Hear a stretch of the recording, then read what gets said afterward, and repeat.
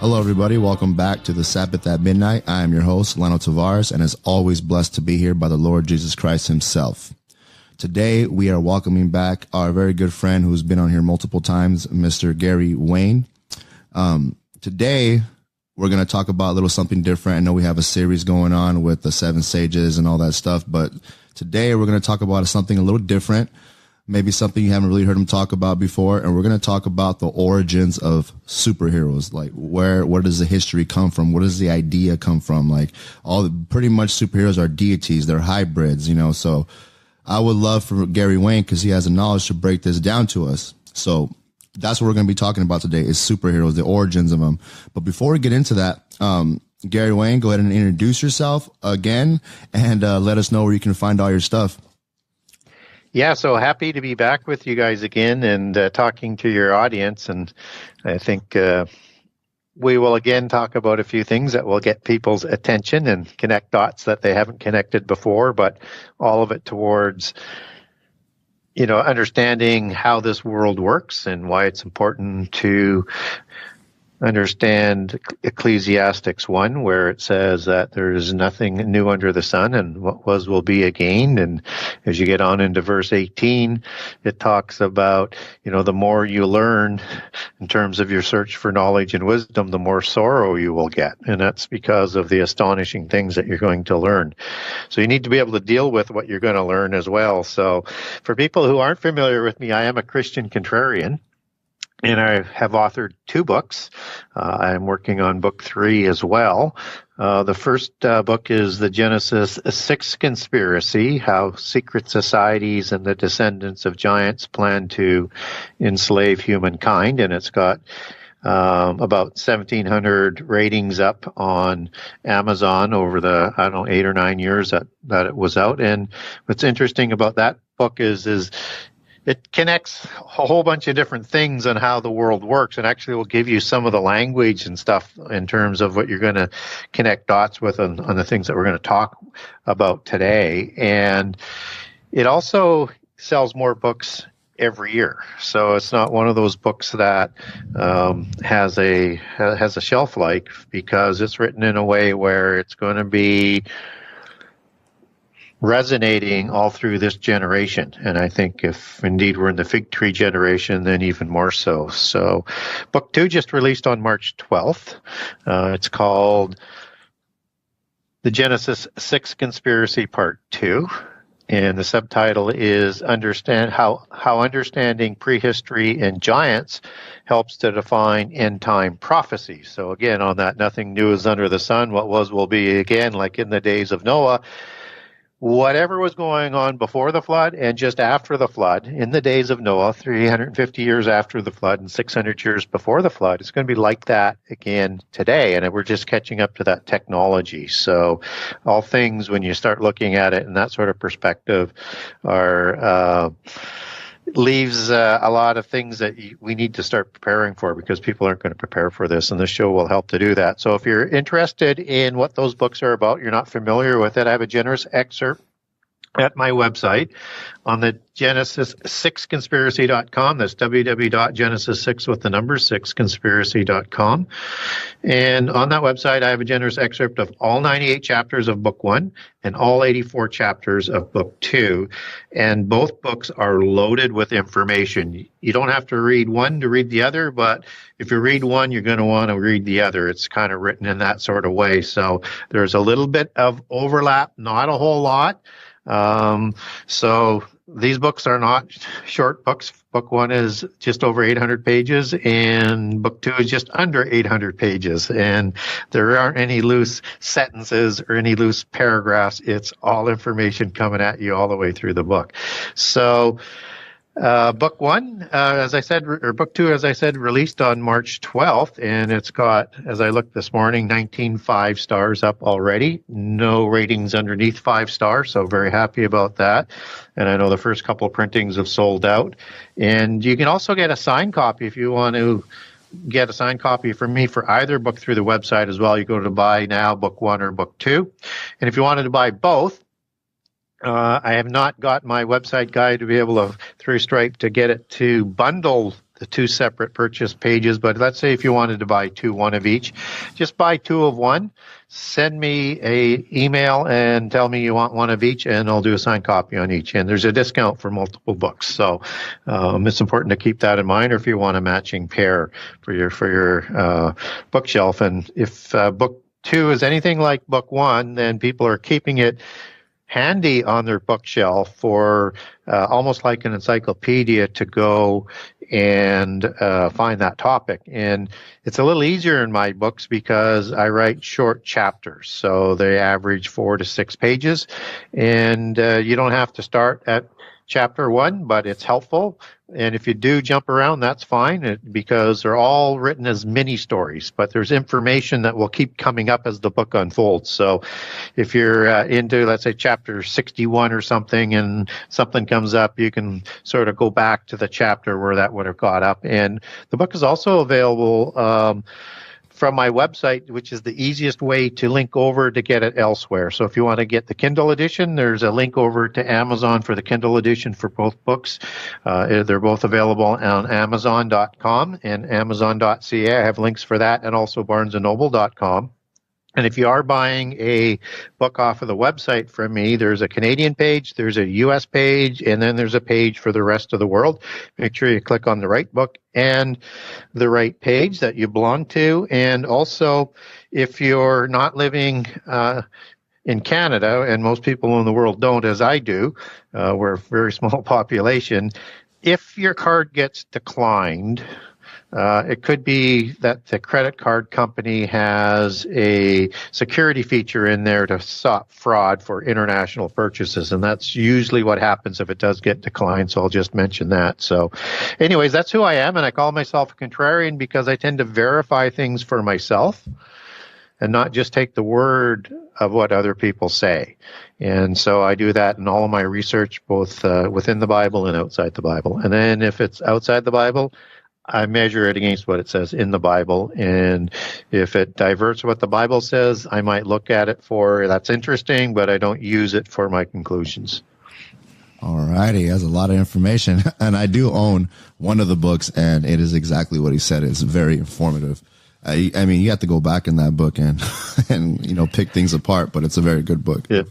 I have people who tell me they've read it 6 or 7 times, and they just say they just keep learning more every time they do. And there's just so much information. You can't remember it all. I can't remember it all. And that's why I have a Kindle version of both of my books, so I can do the word search as well. No, it's a solid book, and I'm about to get the second one once I get paid here in a couple of days. But yeah, it's a very, very good book.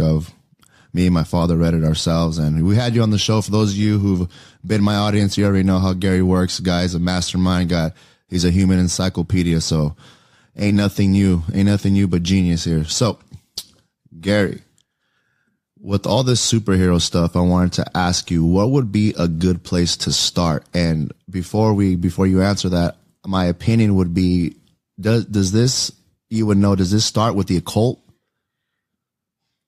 Oh, it's all about the occult. Oh, so let's start right there then. If it's that's everything. It's got nothing to do with Christians. It's everything about who we fight against, the visible ones and the invisible ones. And it's the invisible ones who created these original superheroes.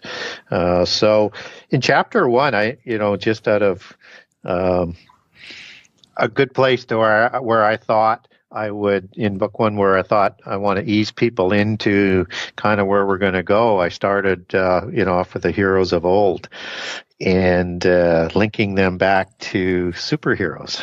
Oh, wow. The heroes of Greek mythology were giants. So Hercules, son of Zeus, and a female named Alchemy, was a hero and also known as a Titan. And so Theseus, Perseus, Iapetus, the antediluvian sea god, produced Gog, Magog, and Albion, and all names that are used again after the flood. So hero was also what they called the giants of Uruk, like Gilgamesh and the hero epics of Gilgamesh.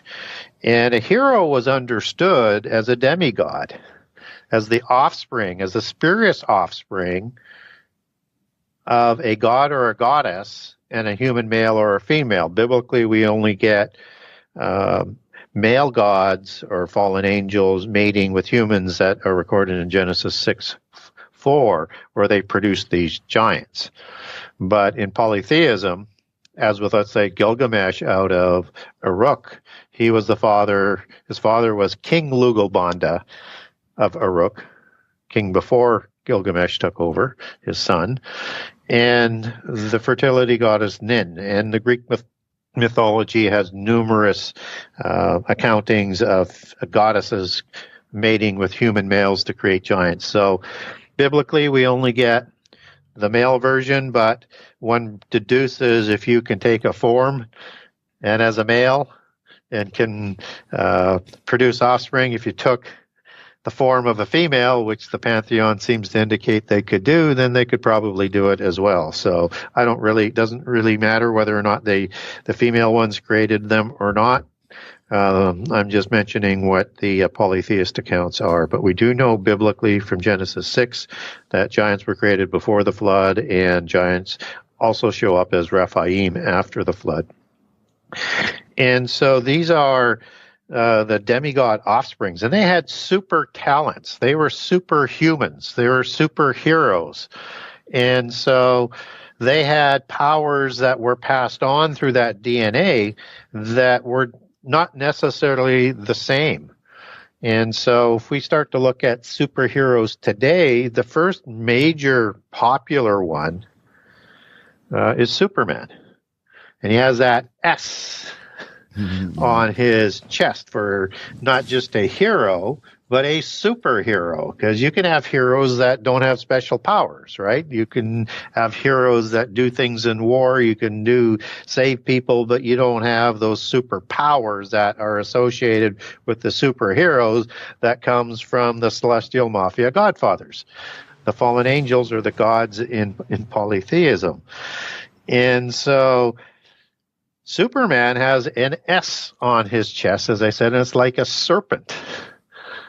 It's very snake-like when you look at the shape. And that is what I think a reflection back to the order of angels that they are taking Superman back to, which is the seraphim angels, which are watcher angels. And there's 4 groups of watchers. Seraphim is thought by some to be at the highest. In book 2, I'll make an argument that maybe archangels are higher, or maybe there was a shift in that positioning. And they were serpent-faced, 6-winged dragon angels or serpent angels. And that's why you have all of these gods around the world in antiquity that are depicted as serpents or dragons, dragon creator gods.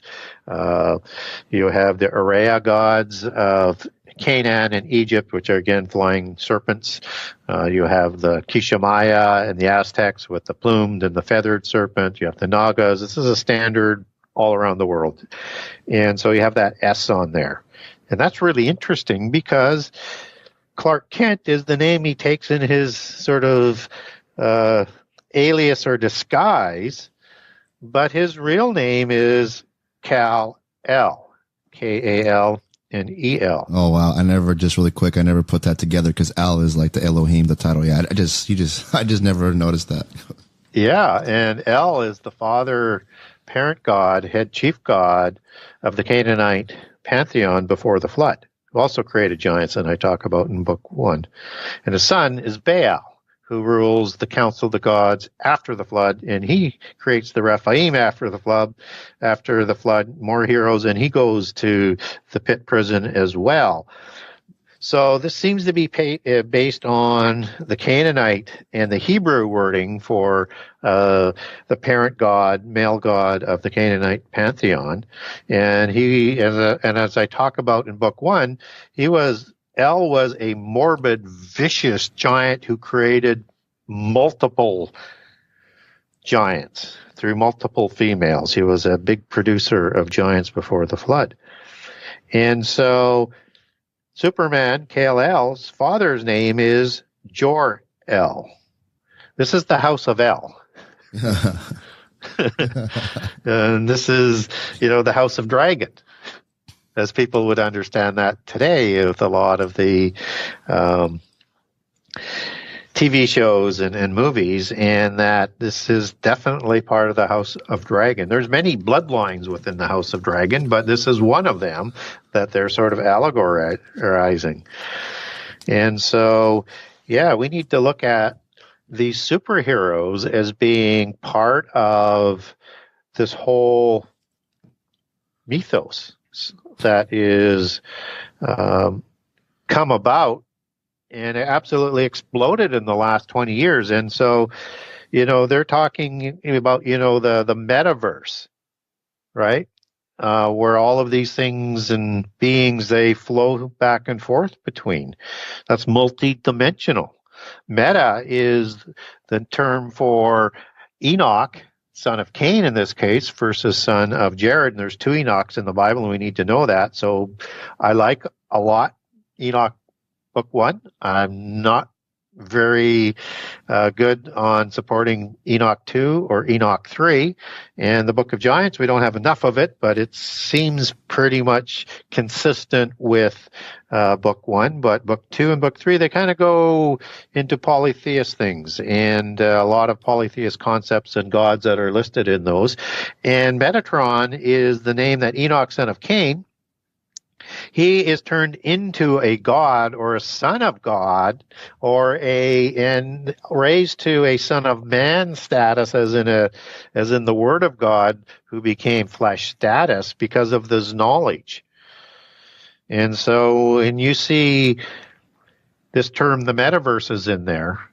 He is a source of a lot of the knowledge that was channeled through him through the fallen angels, the celestial mafia godfathers. And so understand when Facebook, whose original Facebook logo is a representation of Tubal Cain in the secret societies and the polytheist religions, and then they create the larger company, the parent company, as Meta, and they're talking about the metaverses with all this angelic technology that's being developed. Understand we're catching up to the days of Noah, and they're going to use those terms, and they're going to do everything in plain sight. So you just have to understand the language that they're talking about. And if you look at, like, say, DC Comics and Marvel Comics, where a lot of this, first started, and now that Disney owns it, understand that Disney was a Rosicrucian and a Freemason, and he promoted all sorts of things in the occult. Everything they did was essentially on the occult, their history, the types of beings, and their genealogy. So when you see all sorts of fairies and things in there, and giants and all sorts of other things that they do, they're just producing narratives in that fairy tale concept, where they're telling you their history. You just don't know all the allegories and the taciturn language that's used in symbolism in those stories that they tell, and they're great storytellers. But those are not Christian values. Those are not Christian beings. Those are all out of polytheism, as with the superhero is. So, in the second book of Enoch, and I said I'm not a real fan of the second book of Enoch either, because it has gods like Zeus in there and names like that you just wouldn't have biblically. If they're going to do a god or a goddess, they're going to give you the name, and they're going to use that name. So they do mention, like, Baal. Baal is a transliteration for El, and it means Lord God or Master God. And again, the secret societies like to say that's meaning that the God of the Bible is part of that whole fallen angel thing, as they reduce God to an angel status. So in second Enoch, when they're talking about these giants, when Enoch, son of Cain, Metatron, as he's called in Enoch 3, goes to the fifth heaven, is talking about these giants. And so I just want to read a little passage here, and I pulled it up, and it's, as I said, it's in Enoch 2, Enoch's ascent to the fifth heaven. and it's talking about the Gregory, which is Greek for watcher. And it's also talking about Satanael, which is probably a Satan, or the Ha-Satan, as you would understand that Hebrew. And there's this conversation going on, and then it goes on to say, and the Lord's throne, the place Hermon, E-R-M-O-N, that's Mount Hermon, and broke through their vows the shoulder of the hill Hermon, Mount Hermon, and saw how God are the daughters of men. Saw how good are the daughters of men. They took them as their wives and befouled the earth with their deeds, and in all times of their age were lawless and promiscuous. Giants were born, and marvelous big men and great enmity. It's that word marvelous that Marvel Comics takes their superhero name from. And DC Comics is basically the District of Columbia and probably a whole bunch of other alliterations, but Columbia, whether or not it's in that imagery as Columbia, whether or not it is in the Statue of Liberty, whether or not it is in Diana of the Roman and Etruscan pantheon. These are all queens of heaven. And these are fertility goddesses, and they're the same in each of the pantheons, with offspring gods after the flood and with parent gods before the flood. And these also produce giants in their belief system, as I had mentioned. So they will, as I say, they will pull all of this imagery and meaning into the names of their companies and into the imagery and the icons that they show that represent their company, because they know Christians don't know what's going on out there. So it's important to understand that these are wonderfully written stories and narratives, but understand them for what they are. So I watch them and I just look for the allegories and the history and the things that they're trying to spin out there. So superheroes, as we look at them today, you might have another one that's quite famous, which came right after Superman, and that was Batman. And he doesn't quite have the same passed on superpowers, but obviously he has some sort of association with some extra strength and things like that. Yeah, I was about to say, yeah, really quick. I was about to say, I don't know if you really read deep into the, I used to be into comic books a lot, Gary, and I remember reading like Batman, even though he's a human, he is like a genetic, in some of the comic books, he's like on like steroids, but like super steroids to make him stronger, make him faster, stuff like that. So he's kind of really not a human, like kind of like you're saying, he's like a superhuman, but he's not like powers. It's more like human made technology. Yeah, he's kind of like maybe Nimrod, who became a mighty one, right? Yeah, and it's the technology that's being used to enhance that. Just as you get into the chimera aspect, where they get all sorts of different types of parts of the bodies and different types of cryptoids that are out there that, generally without some sort of technology wouldn't produce that. That's also part of the superhero mythos. So Batman and Robin, two birds. And you're going, what the heck are birds doing in superheroes, right? Well, there's a interesting group of demigod giants in the Kishimaya Popol Vuh, and they're called the Xibalba that I write about in book 1. I didn't write about the House of Bat, the Camazots. Oh, I know where you're going, Gary. Do you remember when you did our first episode, really quick? You did our first episode with the Halloween. Yeah. And I think you showed me a picture of this bat creature, right? Is this the same one we're talking about? Okay. The Mayan, the Mayan, like you said, yeah. So, yeah, if somebody were to Google CAMAZOTZ,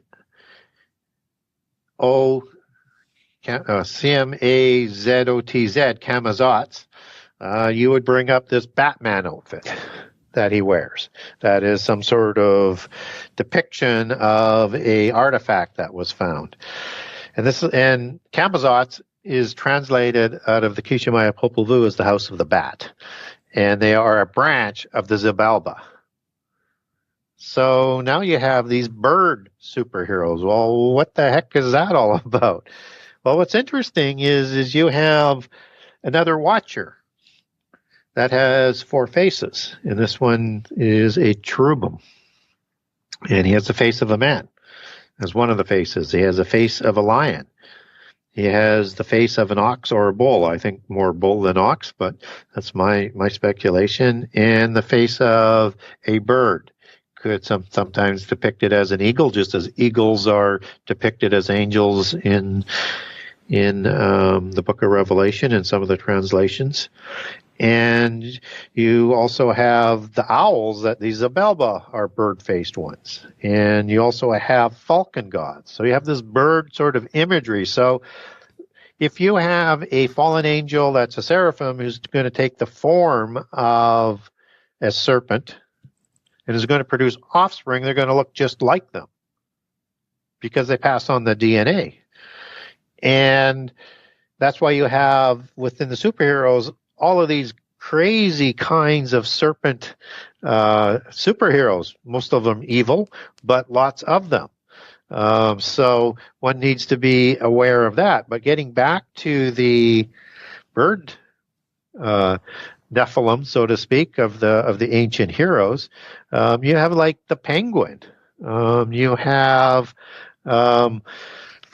Falcon, you have Hawkman, you have Robin, Red Robin, you have Hawk, you have Nighthawk, and all these, there's more. You could go on and on. You have the Penguin, if I didn't mention that one, as a really crazy one out of Batman as well.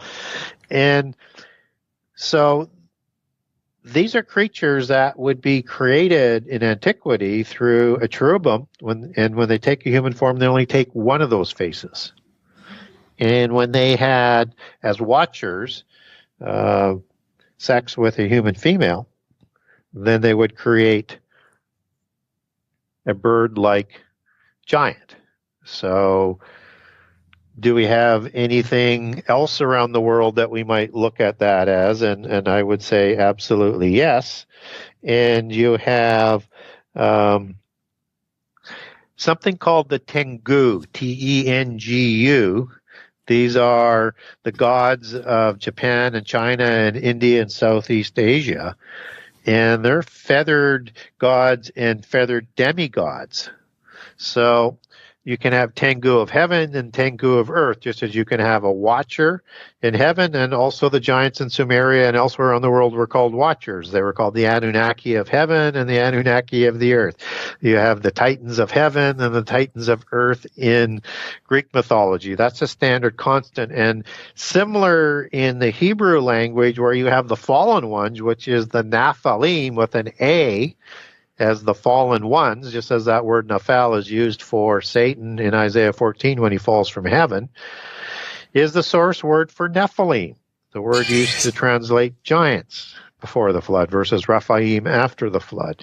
And so you have the Nephilim of the earth and the Nephilim from heaven. So you have a standard on that.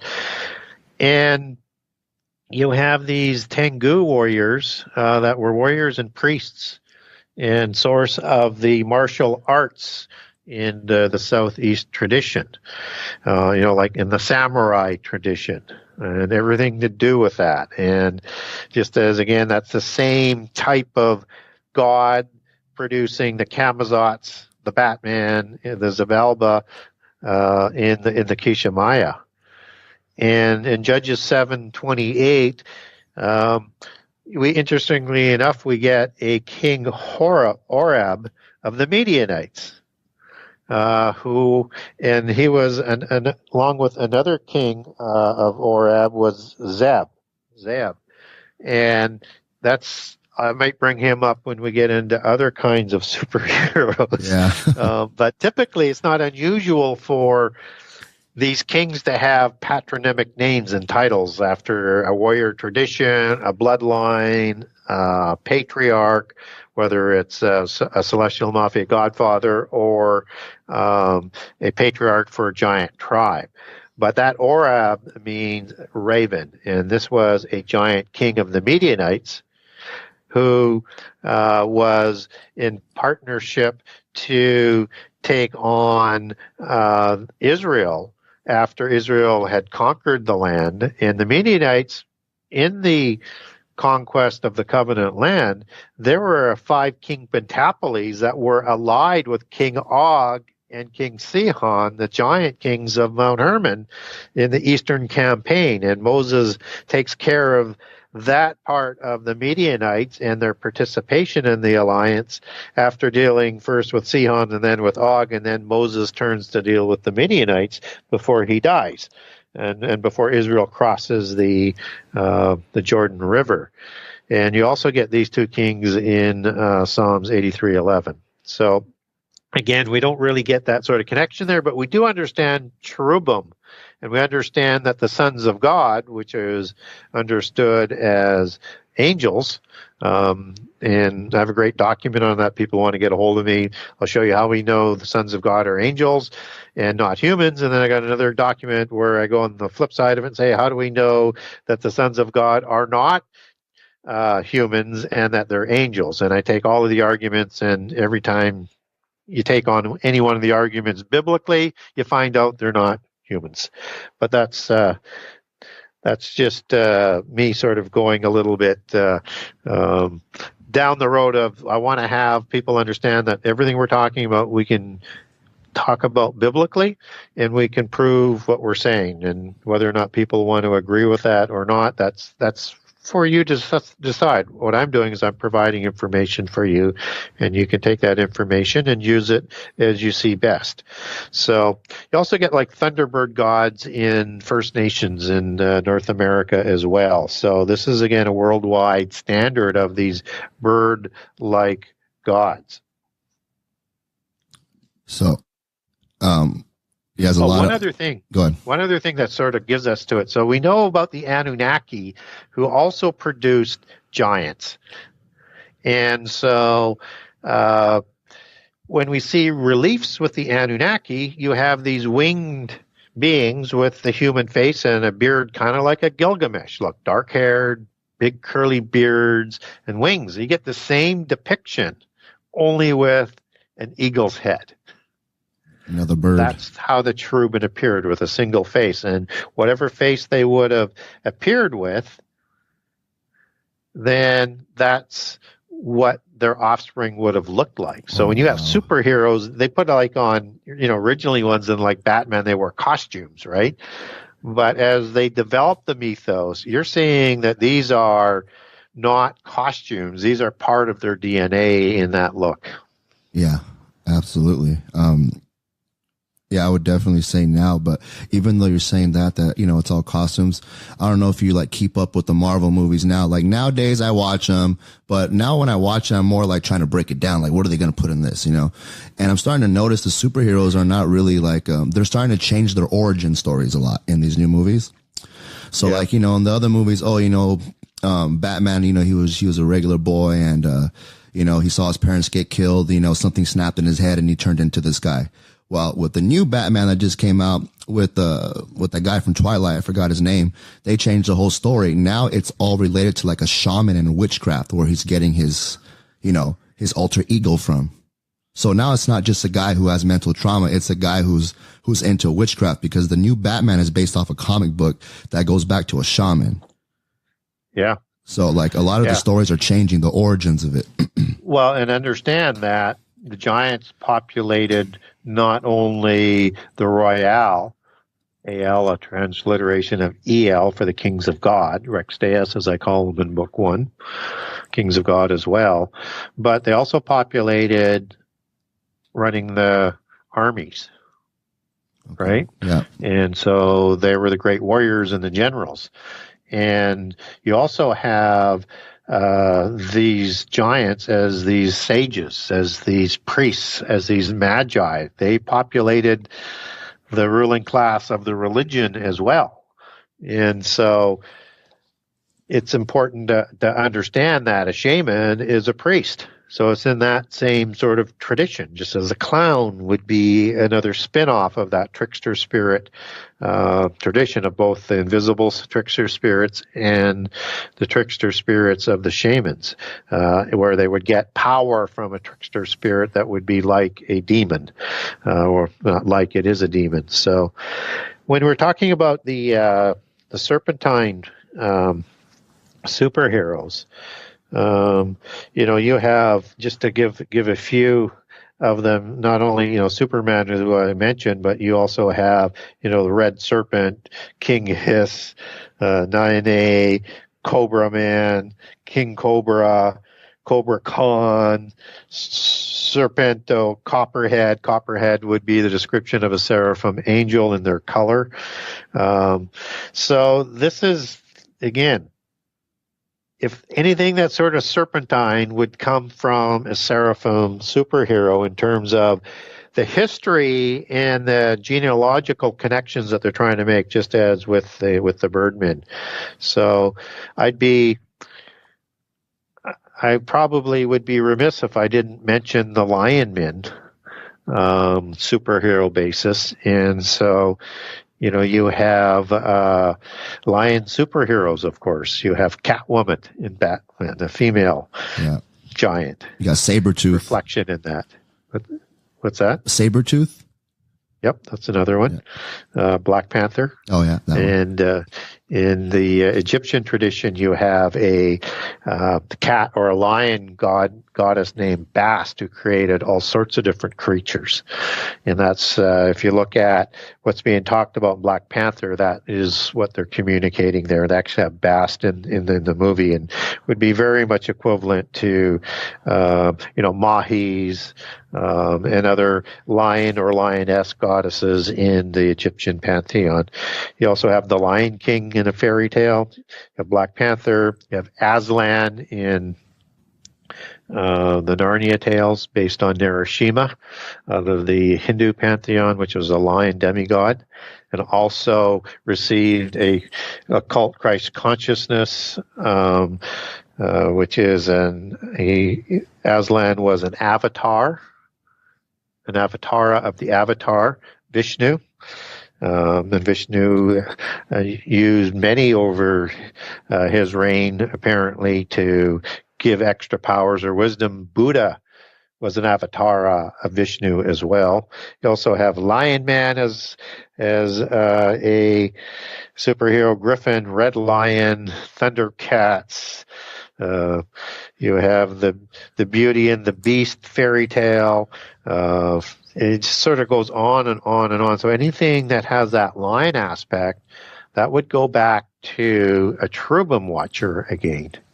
And just as you have on the coat of arms, you have lions, you have dragons, and you have unicorns, which is a allegory as a angelic being, which is a cherubim. I won't go through that whole sort of scenario because it's a long explanation. I understand there's a mythos of the unicorn as a physical chimera creature created for horses for the giants, both before and after the flood. But there's also, as in the chariot of the gods, it's a unicorn that's pulling the chariot of the gods, like Apollo in Greek mythology and other gods, as the cherubim do in the vision in Ezekiel 1, 3, and 10, as the Book of Psalms says, the cherubim pulls God's chariot in that imagery. So you have these lion superheroes as well. And biblically, we know cherubim have one face as a lion. And you have that as just sort of interwoven into the royales and interwoven into the superheroes, because they're all part of the same bloodlines. And biblically, we have the lion men of Moab, which were mighty ones. And you have the lion-like Gadites that are, in my view, lion Nephilim. And you have lion Nephilim both before and after the flood. And you might look at an angel in the occult that they name as Ariel, as being, and I talk about Ariel in book 2, and it means lion of God, just as Aryan, or as Indo-Aryans, or as post-Diluvian and antediluvian giants. Ari is the first 3 letters of Ariel. So we don't get a loyal angel named Ariel, but typically the names of the fallen ones are, they were loyal at one time.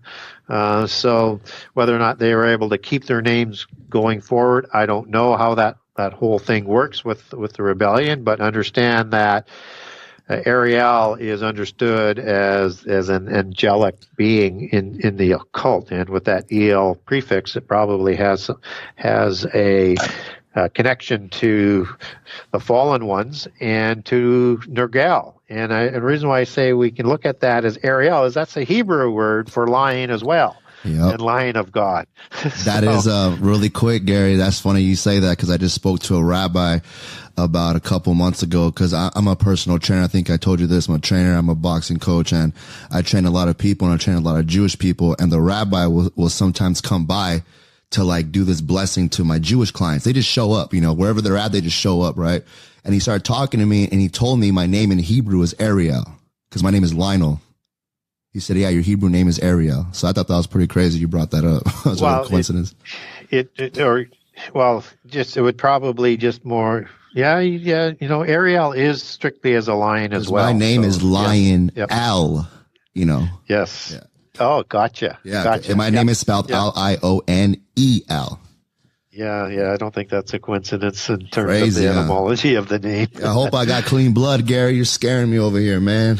Well, innocently inherited characteristics don't determine salvation, but so would be scary thought, wouldn't it? So we actually have a god in the Bible named Nergal, Nergal, and it's a Sumerian god that comes out of the Sumerian pantheon, who is depicted in the Bible as an Avim god that's worshipped, and as a warrior god of Mesopotamia. And this was a lion-faced god as it was depicted. And so we have another link biblically that this may indeed be possible. And we also have the lion-like men. And then you get a name in the War of Giants in Genesis 14, King Arioch, which means lion-like, out of Mesopotamia, who worshipped Nergal. And it says probably a bloodline, royal bloodline, with Nergal as being the mafia godfather. So again, we have this direct connection that goes back to the Bible. And so, so you can get in the Strong's lexicon, you can have number 738, which is Ariy for Ari, which is just lion. And then you have 739, Ariy, and it's got like an apostrophe El also for lion. And it means also heroic as well, as in heroes of old, the mighty ones, the heroes of Sumeria and Greece. And as I said, Ariel by definition also means lion of God. You also have in the Egyptian pantheon as well, not only Bast and Mahis, but you have Sekhmet and Apidamak as other lion-faced gods. And then you have in ancient Sumeria, and I think this is, probably ones that were more before the flood, but there may have been ones like this after the flood. They have something called the Urmalu, which was a lion race of warriors, and they had lions' heads and mid-bodies. And then you also have ones that are depicted with lions' bodies and human faces. So they seem to have had nuances into those ones that were created. So those ones sound uglier than the other ones.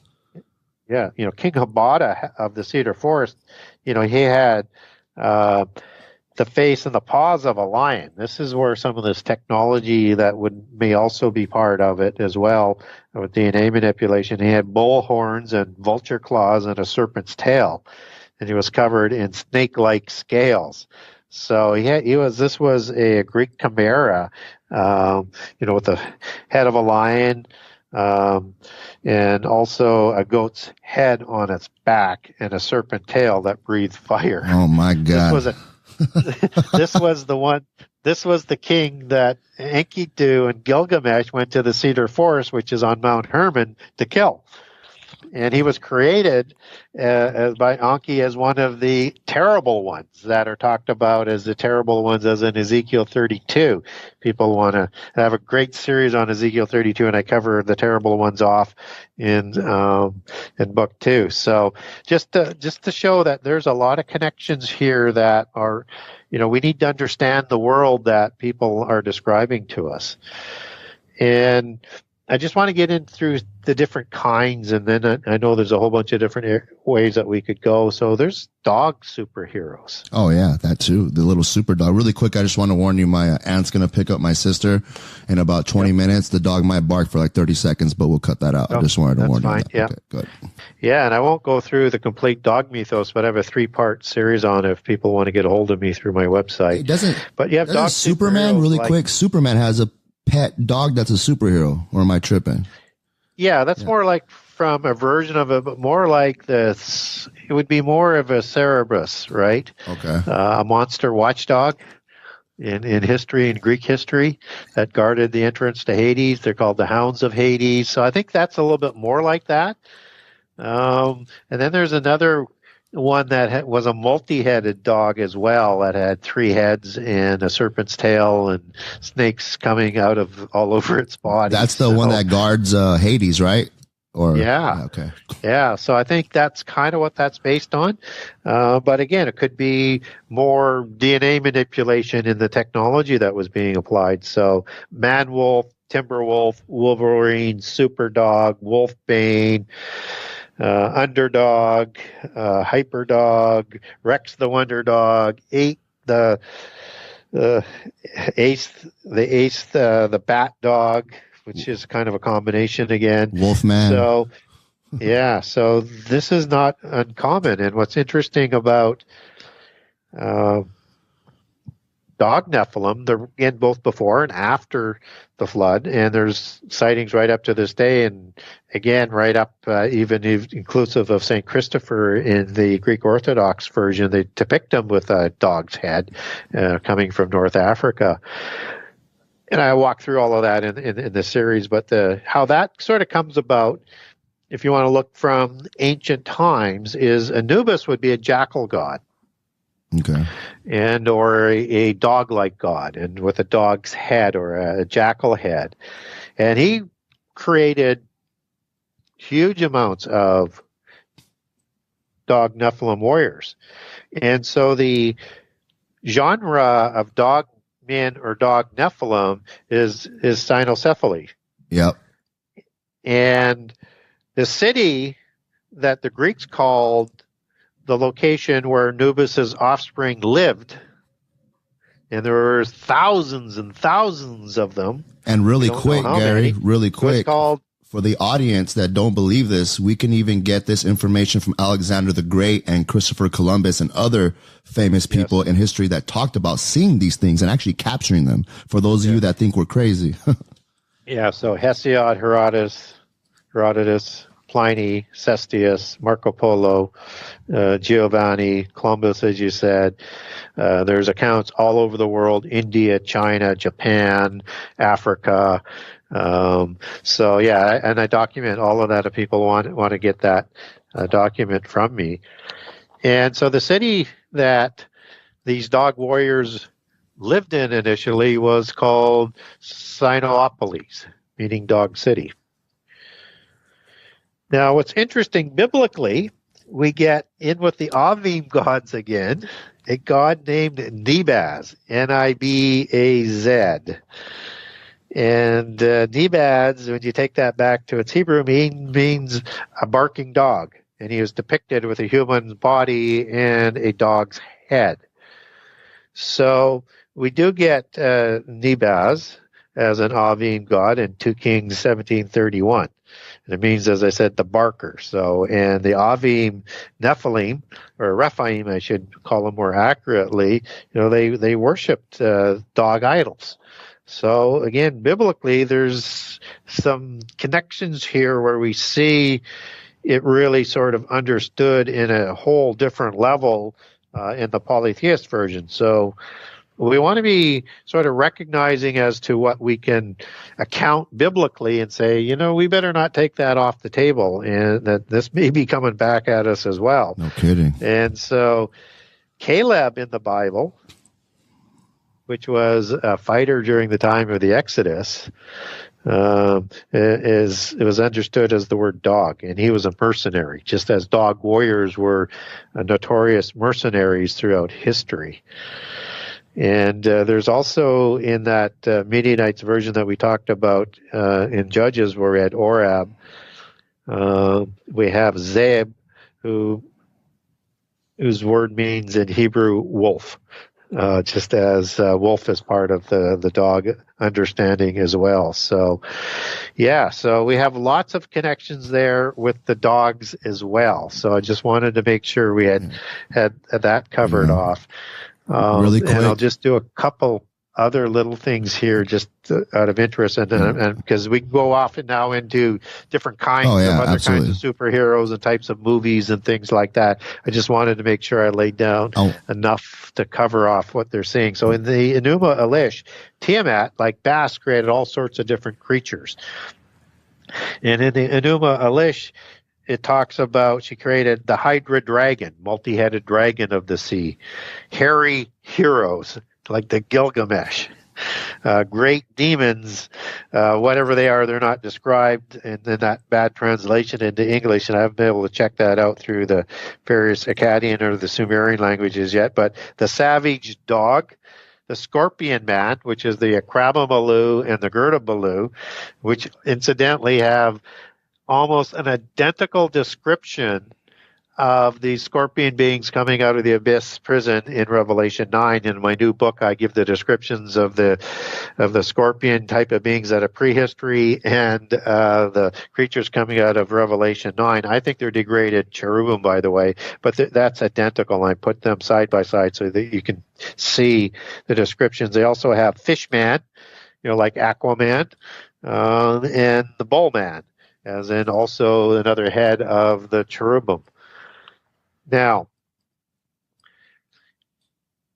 this isn't from the Bible, but I just want people to sort of understand here.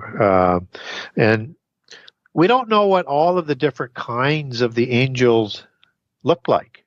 We get what a seraphim is, we get what the cherubim is, we get what the Ophanim is, we get an archangel with a human face, but we don't know who the Icarus, what they looked like. We don't know who Dunamis looked like. We don't know who Escusia looked like. And all of the other types of angels, we don't know what they look like in the higher orders. And I give that angelic order, and I link those names out of the Greek into the English in my new book. And the reason why I use the Greek on it is because they mistranslate these things several times and they confuse the different orders. So like Dunamis and Excusia are translated as powers, as being the same angels, and then they use different names instead of powers for those ones, and they have other names that they associate. So you need to understand the order. You need to take it back to the Greek.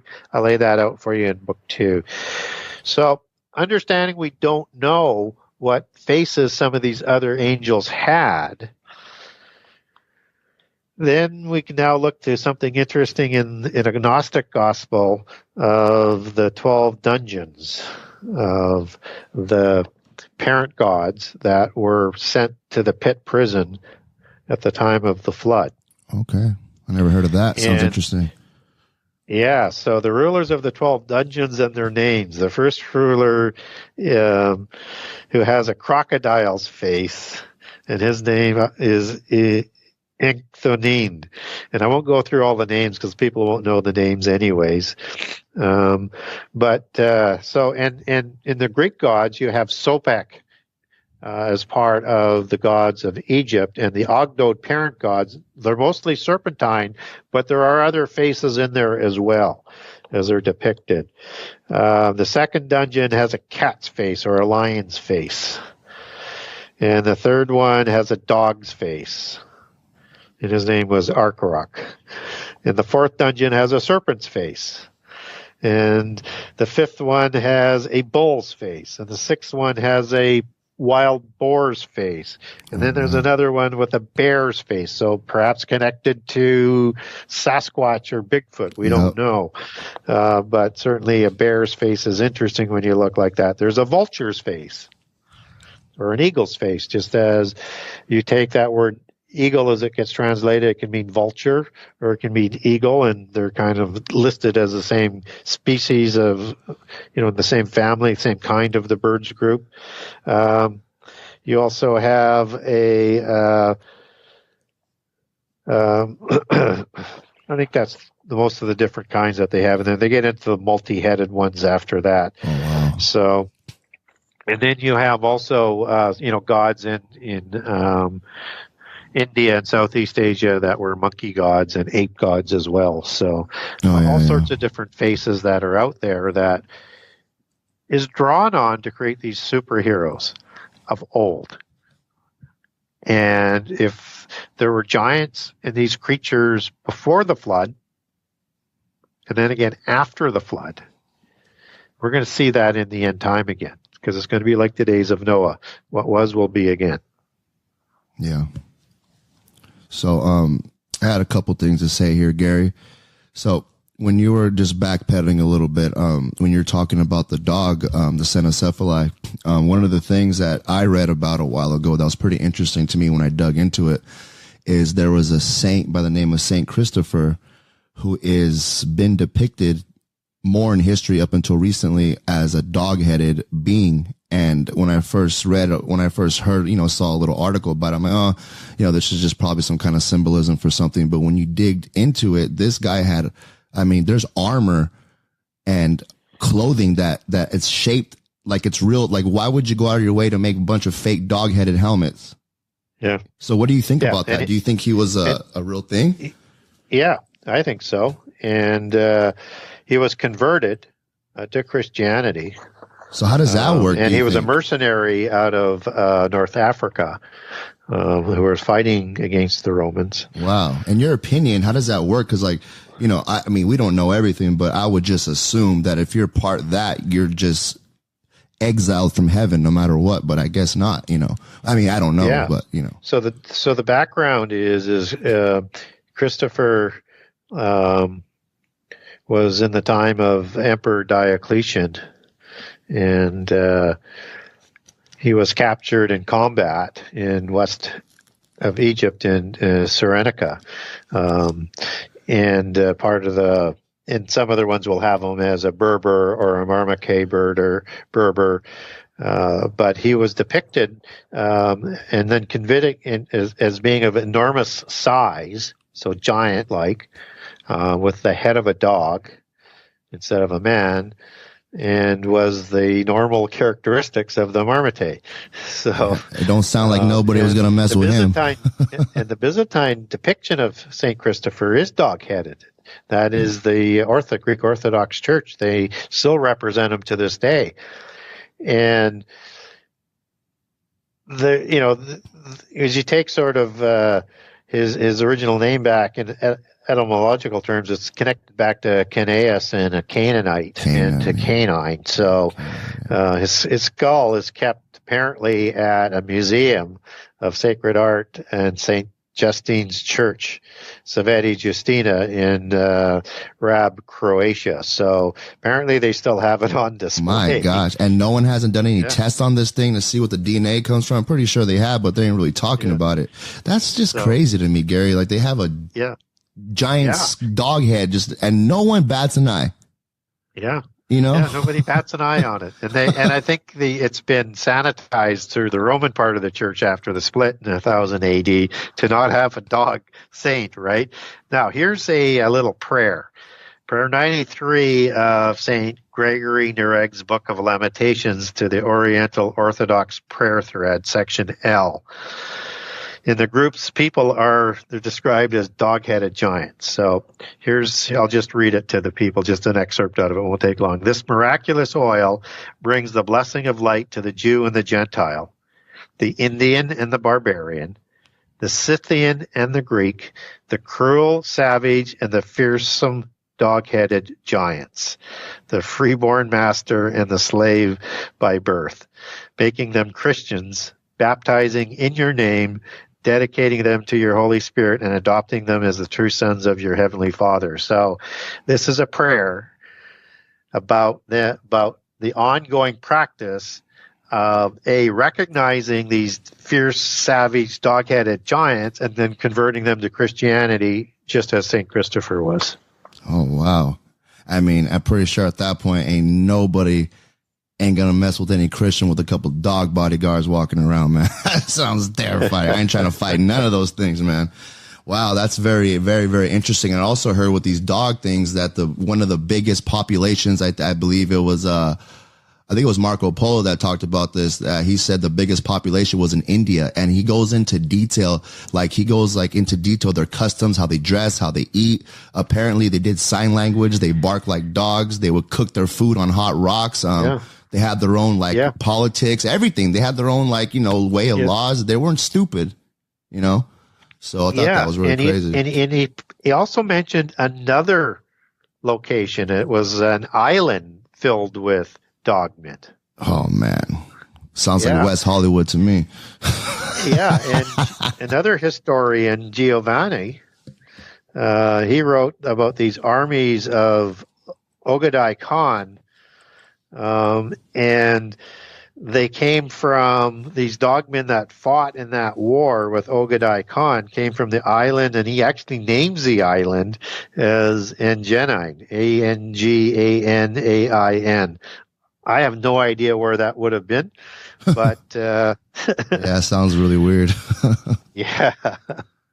It's just crazy, the stuff that's out there. No, it sounds like you're talking about an X-Men make-believe stuff, but this stuff is 100% real. And for the people that just can't get a grip, you can disagree with us, but you'd be wrong. It's not one of those things where I'm right. No, you're going to be wrong if you disagree, because they're doing it today. They're already openly admitting they're doing hybrid chimera experiments. Like you said, there's nothing new under the sun. The Bible's very clear about that. So we already been seeing, 20 years ago, they grew a human ear on a rat's back. They're making a half pig, half monkey, embryos to supposedly for the reason to make us organs, which is a bunch of crap. So yeah, all that stuff is 100% real. And the people that can't get a grip, it's very easy. You can just look it up. The same people that you put your trust in are the same people that are telling you that they're doing this. So, that's one thing that you can look into. And one other thing I wanted to get into before we move on, when you were talking about Icarus. And you said no one really knows what it looks like, but because I've watched a lot of superhero stuff growing up as a kid, not just the American ones, but I watched a lot of Japanese anime, and anime is filled with demonic imagery all over the place. Dragon this, dragon that, demon this, demon this. But in all the cartoons I've seen of anime, Japanese anime, there's sometimes a character named Icarus, and he is always depicted as a purple dragon. I thought that's very interesting that you brought that up, because I didn't know what Icarus was until you told me right now. I had an idea that he's some kind of ancient deity, but I never really knew that it was a mystery how he looked. But I just think it's crazy how everyone chose to draw him from different cartoons as a purple dragon. Yeah, so you get two different kinds of mighties described in the New Testament. Outside of the book of Revelation, it'll be dunamis, but then those mighty angels in the book of Revelation has a different Greek word, which is Icarus. And I don't know why there's a distinction, other than I'm thinking there's two different orders of these mighty angels. Okay, interesting. So I kind of want to get into the mainstream about it now, since we covered all the groundwork that you just did. How I was telling you how they're making these movies, and the background stories are changing a lot. They're making everything, they're making everything more supernatural now, their origin stories. So one thing that just came out recently, less than 2 years ago, is Iron Man. Iron Man's origin story has completely changed. They changed it into a whole new comic book. And let me just read a little paragraph for you now, who Iron Man has become. So The current Avengers run has seen Tony Stark embarking on an adventure through time, trying to unravel the mystery of an Iron Man helmet that appears to be thousands of years old in Avengers number 31. Stark encountered Mephisto, the Marvel Comics equivalent of the devil himself, who revealed that Stark's father, Howard, made a pact with him years ago. He promised Mephisto that once he had become the most intelligent being on Earth, he would give him his firstborn son. So we're basically saying that Iron Man is now the Antichrist in the Marvel comic books. And it's a comic book they started 2 years ago, a little less than 2 years ago. So now his whole background has changed. So basically what I just read is that, Tony Stark's father, Howard Stark, I believe his name is, the origin story is now that he did some kind of seance, manifested this demon called Mephisto, and he said, I want to be the smartest, richest man in the world, blah, blah, blah. And he said, okay, you do that for me, but you got to bear my first son. I basically get to inhabit your body when you make love to your wife, and that child's going to be mine, which is the Antichrist. So now you have Tony Stark is now the Antichrist in the Avengers. And when you think about it, he fits the description before this was even made up. He's rich. He has all the technology. He has ears everywhere with the technology, because I do believe Satan or Lucifer, whatever you want to call him, the Antichrist, when he comes back, he's going to be connected to this technology. So I kind of thought that was kind of crazy how they all kind of connected that, because that's what I always pictured as the Antichrist would be, as someone, and just in my opinion, someone who is supernatural with powers, but it's through technology. Like maybe he's connected with some kind of super, robotics in his body, and he can do multiple things, probably along with DNA enhancement. So I thought that was very interesting that they started off a whole new background story for Tony Stark. Yeah, interesting. And the allegories that they seem to be laying in there, you look at, iron takes great heat to do the mixture and the alloys to make the iron. And, you have the lake of fire. Yeah. That is where the devil and his angels are going to be going to forever to be punished after the end time. And you have Hail El, as in Hail El Ben Shakar, where it's translated in the KJV as Lucifer, son of the morning. It's the Hebrew word Hail El. And he's the god of hell. Yeah. The lake of fire. And hell, as we get that translated into English, has become a conflation of several different terms that include the pit prison, that include Sheol or Hades, and then the lake of fire. And they're all separate different places. As we're talking about this connection of being Iron Man as being the son of a demon and possesses a man who produces an offspring with a woman, you can look at that as was it really the demon, or was it really the human that was having sex? You could go sort of either way in that understanding. Yeah. But also understand that Antichrist is also called the son of perdition, the son of the fiery death of destruction of perdition. So he's the son of that. So they're connecting that from a biblical thing. And then in Daniel 2, you have this prophecy of this giant of the beast empires, symbolizing to me, and I go through this a lot in book 2, that the beast empires are run by the offspring of the giants, and they all have Antichrist wannabes that are running that. And as you go from gold down to iron, which was the old Roman Empire, and it starts with the Babylonian head of gold for the beast empires, noting Assyria and Egypt would have been before. You have another one that rises in the end time for these 10 kings. And these 10 kings are iron and clay. So clay is typically sort of understood as humans, as Adam meaning clay, and red clay specifically, and miry clay. You take that back to Hebrew. And then you get this really weird passage in the end time as an extension out of these 10 kings, out of the metallic empires, another of the seventh empire, as the book of Revelation talks about, or the fifth empire in the book of Daniel. Daniel 2:42 says this, or in 2:43.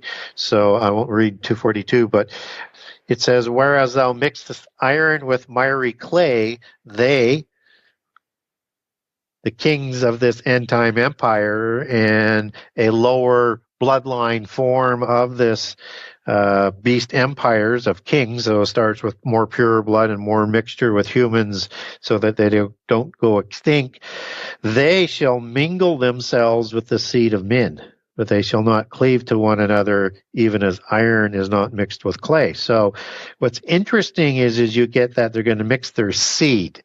And what you could also take that back to Hebrew with the understanding that it might mean also possession, or it might mean both, that there's a demon possession that's part of the descendants of these bloodline kings, and that in the occult, they believe that they're going to present Antichrist out of their royal bloodlines. And of course, there's many rivals around the world. So all of this speaks to the same kind of allegory, and it's just absolutely stunning.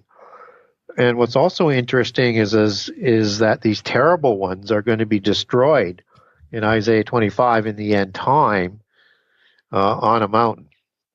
And this is the branch of the terrible ones that I was referring to Ezekiel 32 as being those ones that were slain for the terrible things that they did on earth. And these are all Rephaim beast kings who are speaking to Pharaoh, along with the mighty in this location that they're speaking from, or El, or the fallen angels in the pit prison, and the terrible ones are in the sides of the pit prison in cells, and that these are the ones that are speaking to another beast king. These are the terrible ones, and it's the branch of these terrible ones that's going to be destroyed on a mountain in the end time in Isaiah 25. And then you get another interesting passage about this bloodline, as it talks about in Psalms 21, 8 through 10.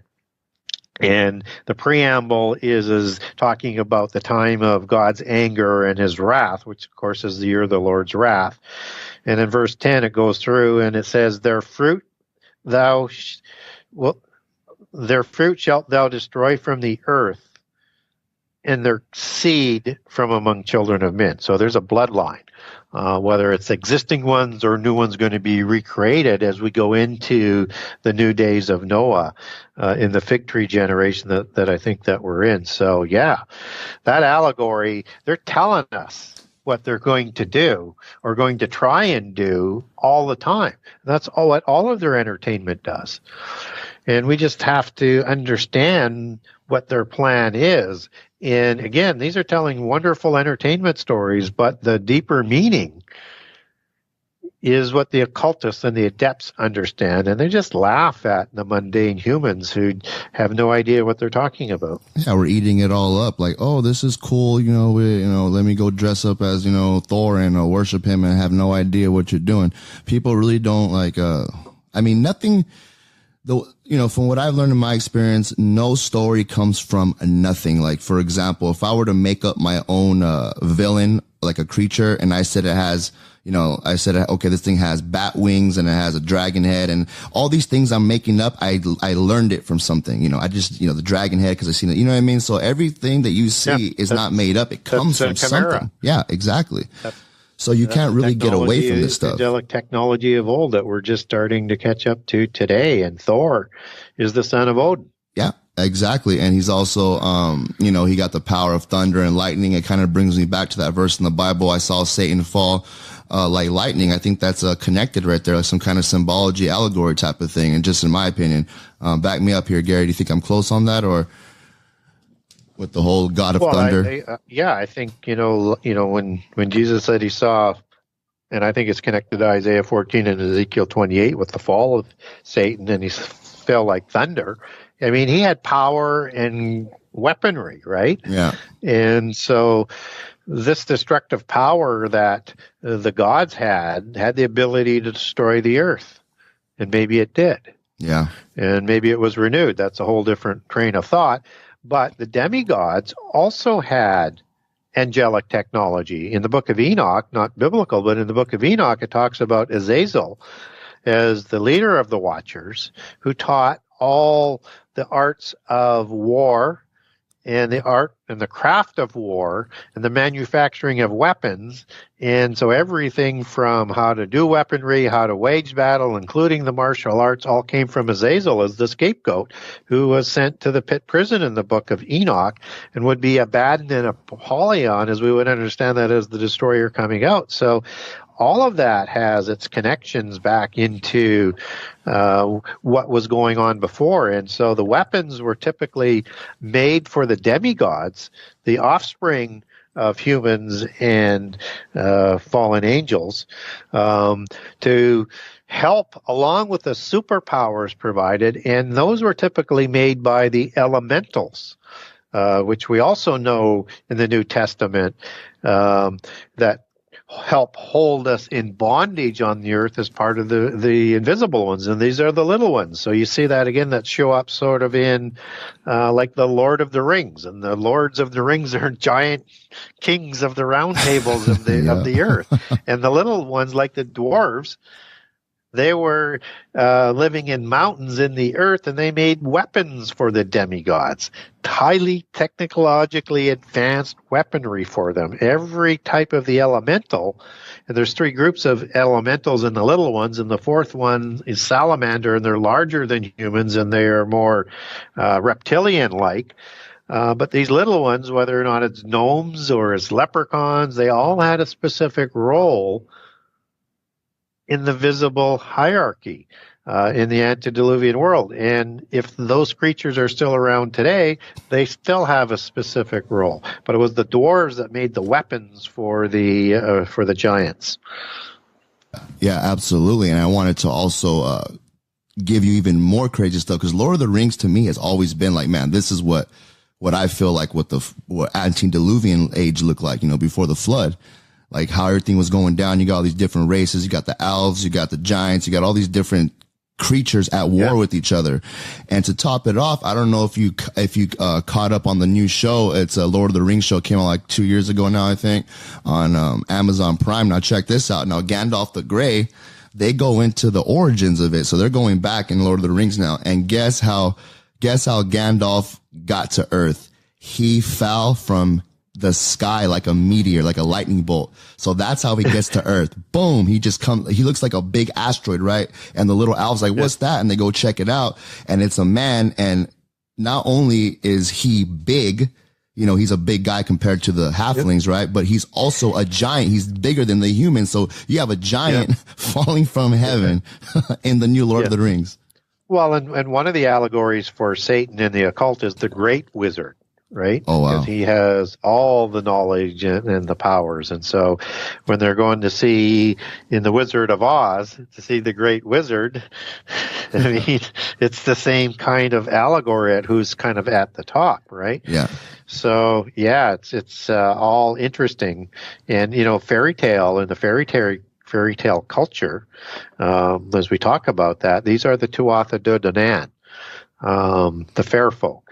As part of the allegory of giants, and also understood as the matriarchal bloodline, as the fairy bloodline and the owl bloodline versus the dragon and the raven bloodline for the patriarchal bloodline. And in the fairy culture, these opalescent beings are rebellious opalescent beings that come from another planet or another dimension, and they create giants when they get here. And these are the shining giants, but they're not opalescent because they're obviously physical beings. They're known as the Tuatha De Danann, and 1,000 other different transliterations and spellings for the same people in history and mythology. And these are the ones that are described in the Lord of the Rings. These are the white elves. These are the white fairy folk, and they're larger. They're just not depicted as full-blown giants in there. And, Lord of the Rings, it's the Ring Lords. It's the Ring culture. Is any of that related to King Solomon with the ring in the Bible, controlling the demon, whatever that is? I'm not too sure exactly. Well, that's not in the Bible. It's in other one, right?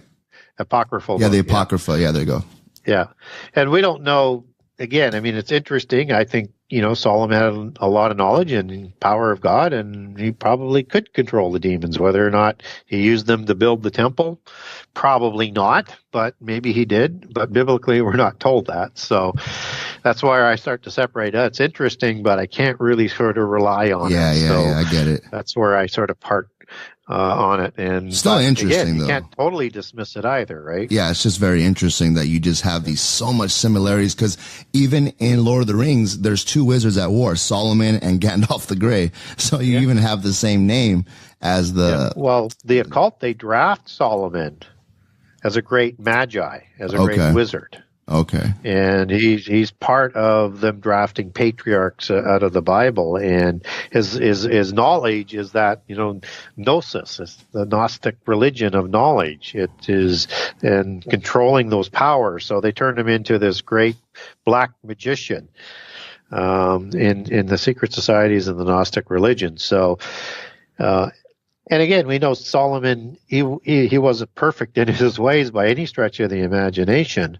But I struggle with the fact that he would be, a black magician, as what the Gnostics would draft him in to be. So I don't think that's the case at all. Yeah. But there's an overlap there. It's just there's some additions on there that we want to be a little bit careful with. And back with the Lord of the Rings and with your assessment of it being before the flood, I agree with that 100%. And at the end of the Lord of the Rings, you have this allegory that sort of wraps it all up. You have all of these creatures before the flood. They're sailing away in a boat on the water because now it's the time of man.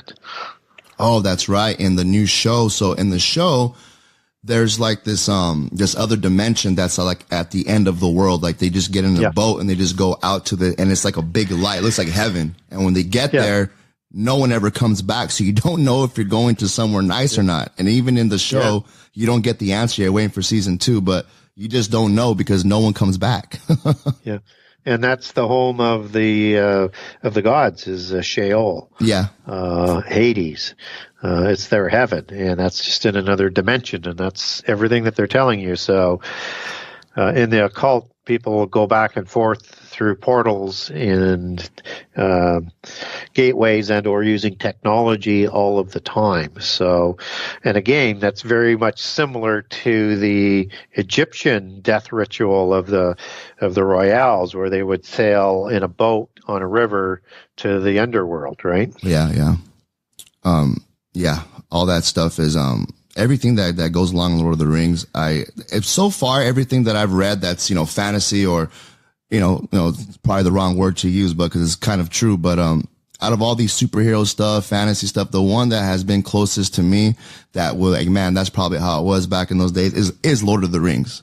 That's like the only one that I could be like, man, that's got to be the closest thing spot on. And it's written so good, and I think it's written so good because it's based off of real history. That's just my opinion.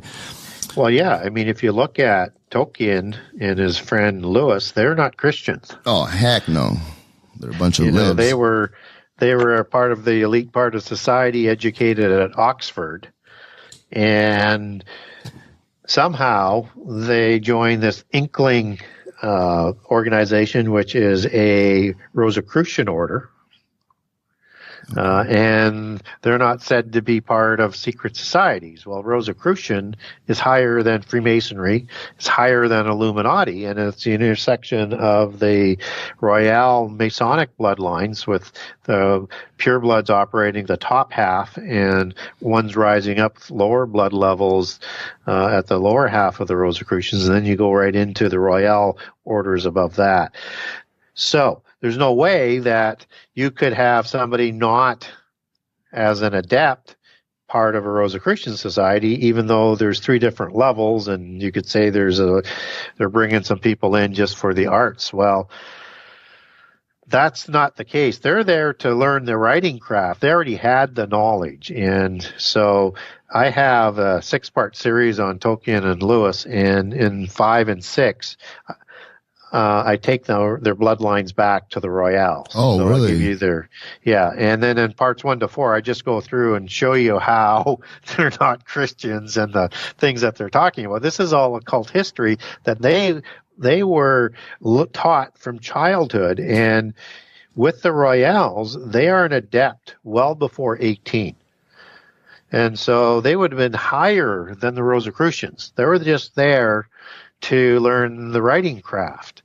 And they can't take adepthood until they're between 25 and 30. So you don't have any of them shown as visibly being part of Freemasonic organizations because they were well beyond that by the time they're probably 10 years old.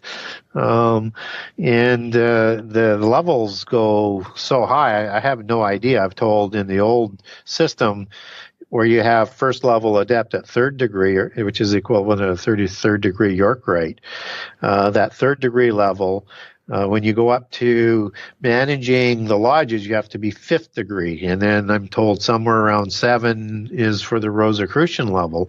And they have all of these other ones where you're initiated from childhood, where I've been told there's as many as 100 of those degrees. Now, that could be just 33 of them multiplied by 3 again, just as the Scottish Rite takes the 3 and multiplies by 11 on that. Or, I mean, whatever machination of the sacred numerology that they get. All I know is there's way more than 7 degrees, and that they were there just to learn the writing craft. So they had the knowledge. They just needed to know how to get the skills to write it. And it's very similar to the writing societies that Francis Bacon created as a Rosicrucian. Okay. And he was mentored by can't come up with his name right now. It doesn't really matter. As a 007, it doesn't matter. Anyways, Francis Bacon formed the Knights of the Helmet Society and the Spear Shaker Society to develop the new English that was going to be used in the King James Version Bible. And he was a prolific writer himself. And they say he never published, but a lot of people think he was actually the true writer for Shakespeare, who probably received the name from the Spear Shaker Society.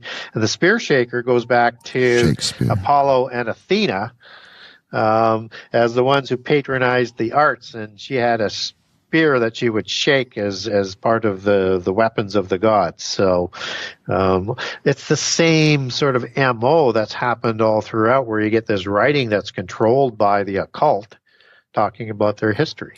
So what do you think, your opinion, Gary? I know this is kind of off subject, but I got to ask you while I have you here, because you're the guy that these kind of questions could be answered. So, this guy, if me and you can both agree, Sir Francis Bacon wasn't exactly, the best, role model for a Christian, right? I heard stories that he was also homosexual, possibly, stuff like that. I also heard that he put his face over Jesus, and that's who we see most of the time. So with all those little things, I can go into detail. That's enough right there to be like, this guy's, has some interesting background. And he's the one that apparently helped translate the Bible. And a lot of people like to argue, well, this guy was evil, so, the translation is wrong. What do you say to those people? Like, how do you break that down, or your opinion on it? Well, there was a great team of translators, well-educated people. But at that time, that'd be the nobility. They probably were all polytheists for the most part. There might have been a few Christians on there, but probably not that many. But where Francis Bacon comes in on it is he has provided the manuscript and keeps it for like 8 to 10 months, where he does his own edits and revisions to it before it's signed off on by the mighty Prince James, the Gabor Royale. A good way to put it. Who wrote 5 books on demonology as an apologetics. He wrote a trilogy on it. So I have one of those books. I have the first one, the demonology book. I have it. Yeah. And he's a Royale. So, I think there's a possibility. And Hall, he said, one of the great adept Masons of Freemasonry said there's, the Bible is loaded with markers. I don't think what they did for changes a whole lot for Christians in there. I think there's some dubious translations, no doubt about that. And one of the reasons why I ended up for my own satisfaction is to take the New Testament and the Old Testament and take that back to the original Hebrew for the Old and original Greek for the New Testament, so that I could understand the translations. And you have the unicorn in there in the Bible that it is translated from wild bull, and they put a unicorn in there, which we would understand the imagery as a single-horned horse. Yeah. And as I mentioned, the horse of Nephilim and the angelic being as a cherubim. So when he has on his coat of arms, he has a unicorn and a lion. Those are the celestial mafia godfather taciturn imagery for that royal house. Hanover had 2 unicorns on there for the Windsors. So it's not unusual to have a dragon or a serpent on there, or an eagle on there. I mean, you have to understand how they do the allegories and the imagery. So that unicorn is used in terms of Mount Hermon connections and to the prophecies to Ephraim to become a great nation who's going to gore the nations as a unicorn all around the world. And Francis Bacon was the biggest proponent to starting the exploration of the New World to create that mighty kingdom for King James. And so everything sort of comes together that, yes, they've got some markers in there. They got Lucifer in there instead of Halel. You wouldn't transfer Michael as its meaning. Yeah. It's just translated or Gabriel, but yet Halel is got an Italian word connected to Venus and light and lux for Halel into the English language for a Hebrew word. It makes no sense. But Lucifer is the god of the Gnostics and the Freemasons. Yeah, absolutely. And you've got and I put a few translations of Masons in the New Testament that seems like a little bit dubious translation as well. In my new book, I put that in. And, you've got, some things like, let's say, Easter in Acts 12:4. And it shouldn't be translated as Easter. It should be Passover. The Greek word is Pascha. People say, well, no, of course it should be Easter because the Jewish people turned polytheist by that time. Well, it's a short time after the crucifixion, so we have no record saying that they were polytheist then. But in 12:3, it's talking about the Feast of Unleavened Bread. So if they're polytheists and we're no longer celebrating the Passover, but the Easter festival, why are they celebrating the Feast of Unleavened Bread? It's a bad translation. And there's lots of bad translations, but none of it really changes the meaning a whole lot, right? Yeah. So I wouldn't worry about it. But all the Bible translations have a few issues. But again, don't worry about it. Yeah. But do expect, as we get closer to the last 7 years, that they will use their markers to deceive humans. Yeah, absolutely. I was just about to get into that. I really don't believe in my heart. I truly believe in my heart that if they were really trying to corrupt it to a point where it's just unreadable, I don't think God will allow it anyways. Yeah. Yeah. They were very crafty, so to speak, in some of the things that they would use. And so you get assigned as an initiate to Freemasonry certain passages to study that they'll learn and develop as they rise through the different degrees. Yeah. So with that being said, I want to tell you another revamp of a story that, because Marvel and DC, they're getting dark, Gary. I mean, they're getting dark. Now, let me show you how dark this is. So this is one of the most interesting comic books I've ever read from Marvel. And I even bought myself a copy just to go back to it. So when I talk about this kind of stuff, like, man, look at this. So the comic book is called Old Man Logan, which is Wolverine, right?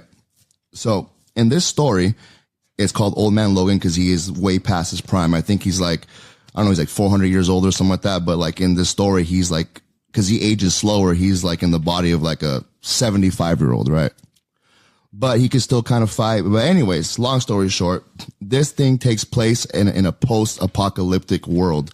So something happened where so what happened was, all the villains made a plan to surprise attack all the superheroes and take them all out.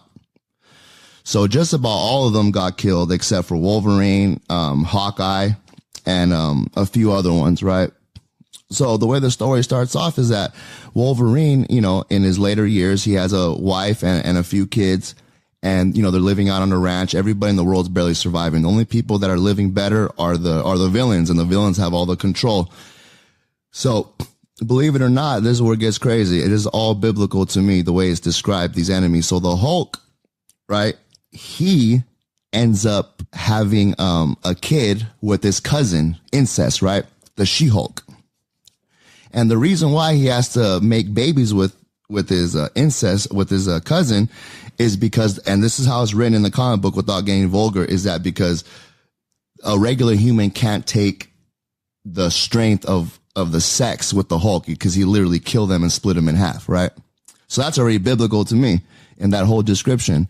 So now check this out. So he has like 3 kids, right? And these 3 kids are these little, Hulks. They're kind of like, enforcers. Hey man, you better pay that rent next week or we're just going to come kill you. So the Hulk is sending his sons to go take care of all these people that are alive in this little area that he controls. And Wolverine happens to live in one of these areas. So the kids go to Wolverine's house and they're like, hey man, rent's due. And Wolverine's like, well, it's not due for a couple weeks. And then they're like, I don't care. We want it sooner, says the boss, which is Hulk, Bruce Banner. And Wolverine's, all right, man, just relax. I'll get your money. So he's kind of freaking out because this is post-apocalyptic world. You don't pay in cash. You have to pay in supplies, water, whatever, So Wolverine's freaking out. And, long story short, he's like, man, I need to make money somehow or, make supplies somehow to pay these guys, so I can protect my family. So he ends up running into Hawkeye. Hawkeye's also older already too. And they're in the Spider-Mobile. And Hawkeye's like, look, I know you need money, blah, blah, blah. He's like, I have to drive all the way to New York. And I believe they're in California. So I have to go literally across the country. So Wolverine's, okay, man, I'll go there. I need the money. I'll help you out. And at this time, Wolverine no longer wants to fight anymore. Like, he doesn't want to use his claws. He keeps them locked in. I guess in the story, he's had them locked in for about 10 years because, something happened where someone took over his brain and he thought he was fighting his enemies when really he was killing his teammates, his X-Men. So he has this like big trauma where he doesn't want to use them no more because he killed all his friends by accident. So they go all the way to, I'll just cut down the story. They're going through there and America's leveled. And the funny thing is the only thing that's left with civilization and somewhat order and it's all fenced up is Texas. Texas is the only state left and it's its own country now, right? Everything's nuked. There's craters everywhere. So they're passing by. They see Daredevil and a couple superheroes they caught and they're tying them up and they're crucifying them, right? And they have these big chimera dinosaurs that the scientists made, and after they crucify them, they get eaten. And Wolverine and all of them are watching this. So they finally get to New York, however long it takes, and the leader of America is the Red Skull. And Red Skull has his whole office decorated with Captain America's head, his shield. He has Iron Man's head. Like, he's just like a straight monster, he's just showing his power. Wolverine ends up killing him, trying to cut the story down to get to the point. So when he gets back to go pay his debt, the Hulk of all, the Hulk, we grew up with the Hulk as him just being an angry man and he's cool when he's not angry, right? No, man, not this new Hulk and his kids. The Hulk ended up cannibalizing his whole family, right? This is like Bible, like giants, cannibalizing, all this stuff. And they're also very, grotesque, they're very, sexual, they're like, they're lusting. So not only are they eating, people, they're also, molesting people. So all that stuff, I'm like, man, this is a comic book from Marvel. So I had to look it up. And yeah, it's a legit comic book. It's, it's published by Marvel. And it blew my mind that it has all this like dark imagery now. And when you're looking at the pictures, it's not PG-13. This is rated R. You see bodies getting torn in half and the Hulk is like, he's basically a Nephilim. He lusts, incest, and he's eating humans and he's raping them and eating them. It's crazy. So, yeah. Yeah. So it's standard polytheist doctrine here. And so there are it's a dualist religion, and so what we're told for the most part, the dualism is that there's good and evil that fights perpetually forever, and in their belief system, God is the evil one and Satan is the good one looking after humankind's better interest. But because they're both powerful angels and equal, there's never an end to this war. But there's a macro dualism within, or micro dualism within their belief system. So the first one was macro, the inner one, the micro, is that within their belief system there are white hats and there are black hats. There are good magicians, there are evil magicians. There are good witches, there are evil witches. There is white magic, there is black magic, there is good Nephilim, there is evil Nephilim. So just as Hercules would have fought with evil Nephilim, that's part of the dualism. Understand, though, they all worship the same pantheon. And so as we see it playing out in our world, you may want to pay attention to the word white hats as it comes up, and they're the ones who are said to have humankind's better interest at heart, that they don't want to wipe us from the face of the earth, and they want us to live decent lives, and it's the black hats who want to destroy us. Except that they both have the same agenda at the end. They just are playing a role, and it's like cattle herding us into a specific kind of direction. Now, play into that is that you have Abaddon and Apollyon who are coming out as the destroyer gods, the destroyer god in the end time, which I think is Azazel, but has an equivalent to Shiva in the Indian pantheon as the destroyer god. And that this destroyer god destroys world.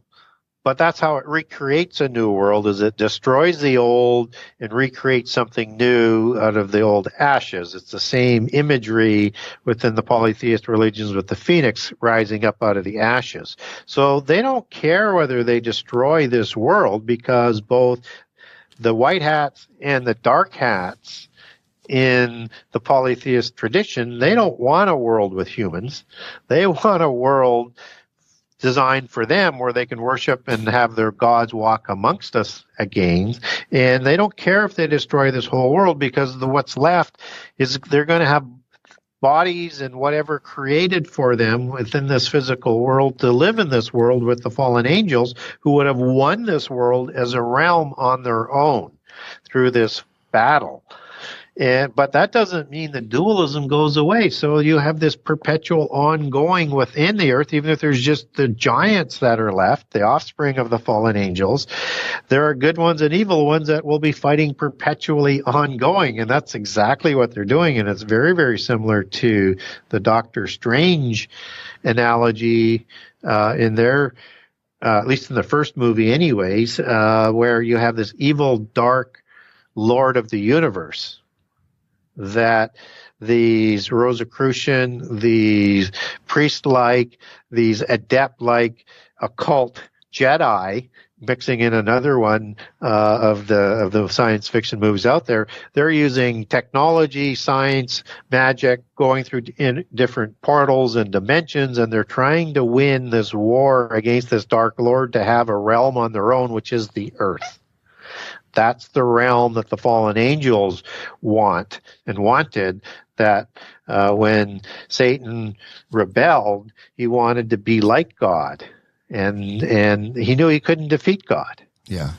But he was hoping that the rebellion, they would get a negotiated peace where he would have a realm on his own, and that would be this earth. And the Bible tells us he is the God of this world. He is the prince of this world. Satan is for a time longer. So again, all of that storytelling is telling us the destruction that's coming in the end time that Revelation talks about, that these 10 kings are going to bring about, and along with Antichrist. These are all destructions that doesn't come from God.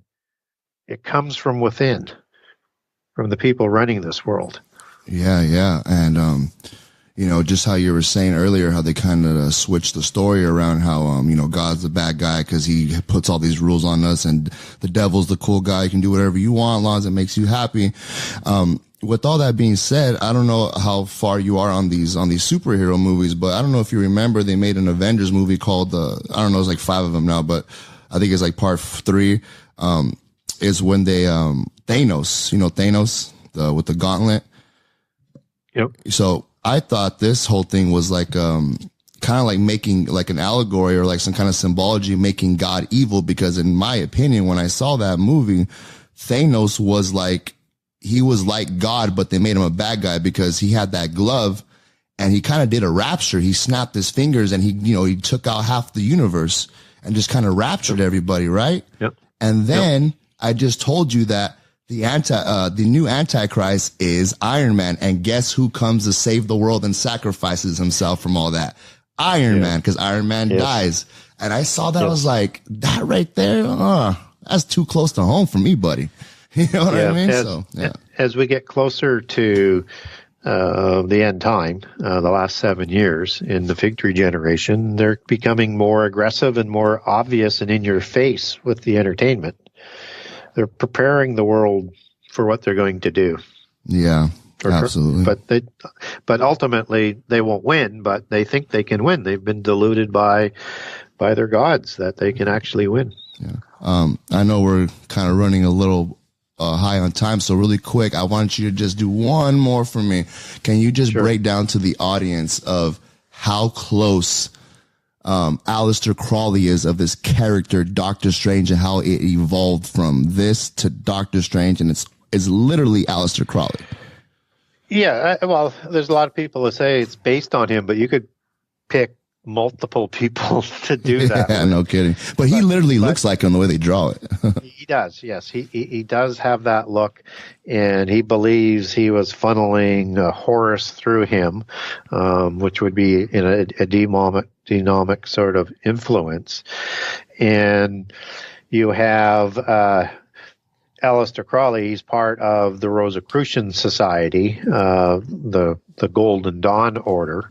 And this Golden Dawn is that dawn of their new order that they're trying to create on Earth. And he's also part of the Thelemic ideology, do as you will, as they would understand it. And it comes from the Greek word theleme, which means God's will. And we also have a couple of mistranslations that I will also cover off in book 2, where that word is not translated as will. It's actually translated as sexual crimes, biblically. So, in the New Testament. So this is that whole order that they're trying to bring about, to have a realm of their own. And it's all using the technology and the sciences, the 7 sciences that I talk about, and the angelic technology to bring all of this about. So science is part of the occult religions. So the 7 sciences created the original Enochian mysticism, as I like to call it, that Enoch, son of Cain, separated this knowledge into those 7 disciplines, and then to keep that knowledge away from the Sethites, they created mystical religions and a bull cult and a sun cult within this initiatory degree educated system, that they didn't want the true secrets of the most powerful knowledge in the hands of the Sethites and the mundane. So this is all the imagery that's floating around, and everything else that is involved is the manifestation from that reign of the gods and the reign of the wizards, so to speak, or the sorcerers, that are utilizing this knowledge to literally reap destruction because they're fighting a war in the physical world, and it's the physical world that gets destroyed. It's akin to the destruction of the world that the angels did in the Vedas. So they're wrapping all of that in their various stories. I don't know whether I got to quite the things that you were looking for, but that's sort of the overview snapshot. No, absolutely. Like, what you're saying is a little piece that people could just grasp and go do the research themselves.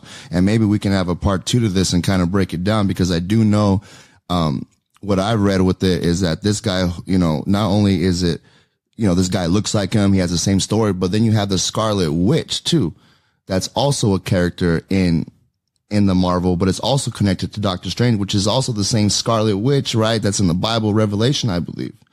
So like it's a huge connection, and it'll probably take like a whole hour to break that down, but we're running out of time. But man, Gary, I learned a lot today. I actually really enjoyed this. I would love to do a part 2. It's very interesting because I'm just learning stuff about things that I thought were innocent as a kid, you just see it as, oh, maybe this nice guy just had a rough childhood and he got bullied and he made Superman. No, man, it goes way more deeper than that, to the name, to the outfit, to everything. So thank you for coming on the show, Gary, and, giving us and the audience, more to think about. You got to really watch what you watch and, really pay attention to what you put your energy into, because what you put into it, you get back out.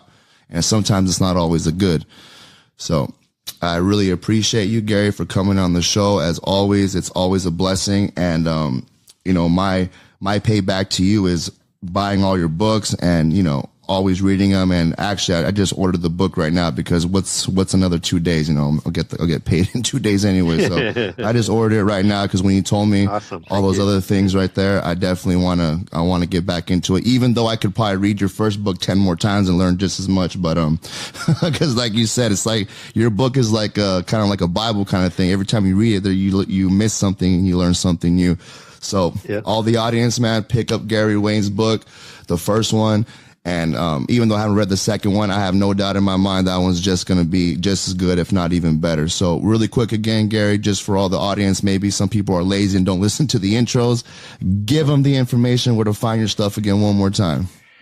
Yes. So the best place to get a hold of me and ask me a question, or maybe get some of the documents I might have mentioned on the show today. And if you do that request for a document, name it by topic, because I'll forget what I had said on all the different shows that I do. So you go to Genesis6conspiracy.com. That's www.genesis6 with the number 6conspiracy.com. On that website, there's a contact the author.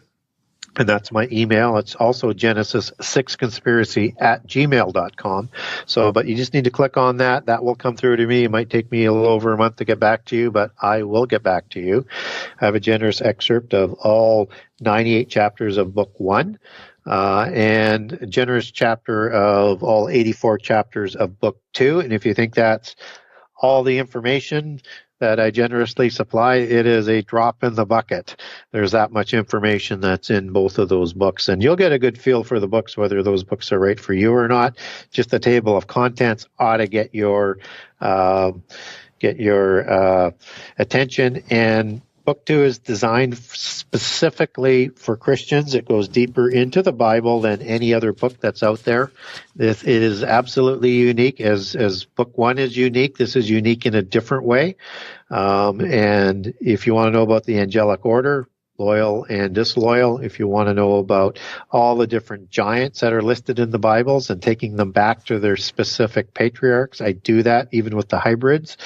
I also go through all of the not the angelic wars. I go through the giant wars of Genesis 14 and the wars through the Exodus, also the wars in the Judges, to show you how we know they're dealing with giants and hybrids there, and through King Saul, through King David, and through King Solomon. And then I get into linking how it's important to understand this prehistory, because those terms help to define end-time prophecy. So if you want to know about Babylon, or the great and mighty men, or the scorpion beings coming out of the abyss. You need to understand that this is all part of the prehistory, and then I lay that explanation into end time prophecy with a chronology that I think you can rely on, and I show you in the preface what my approach is for research and for eschatology, and I think you'll find it amazingly simple, and it takes all of the contradictions away, and you don't have to worry about leaving out passages that might be a little bit inconvenient because everything will fit. Thank you very much, Gary. And just really quick for the audience, he ain't lying about the table of contents. Contents. When you're looking at this, I mean, a lot of things just pop out. You have right here, the first section is called the antediluvian epoch. I think that's how you say that word. But then you have right here the golden age. That gets my eye. Then you have the house of dragon, pretty much. Right here, then you have Atlantis, the serpents, and the fairy tale kingdoms, and all that stuff. All that stuff is interesting to me, ladies and gentlemen. So definitely pick up the first one and the second one, and you will not be disappointed. Again, Gary, thank you so much for coming on. Just stay on really quick. I want to talk to you for like maybe 2 minutes, and sure, right after done. All right, everybody, this is the Sabbath at Midnight. I am your host, Lionel Tavares.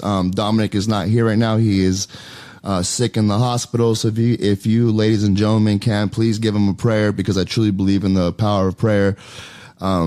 Just keep him on your mind. My dad is my best friend. He is my hero. I love him very much. So please, I know you guys really don't hear me talk about stuff like this, but it's a lot harder than what my voice is showing. So please, say a prayer for him, and God bless him. And everybody else around the world, good night or good morning, whatever the case may be. Right now it's in California, so it is good afternoon. And to everybody around the world who listens to me, thank you very much, and have a good day or morning, whatever the case is around the world.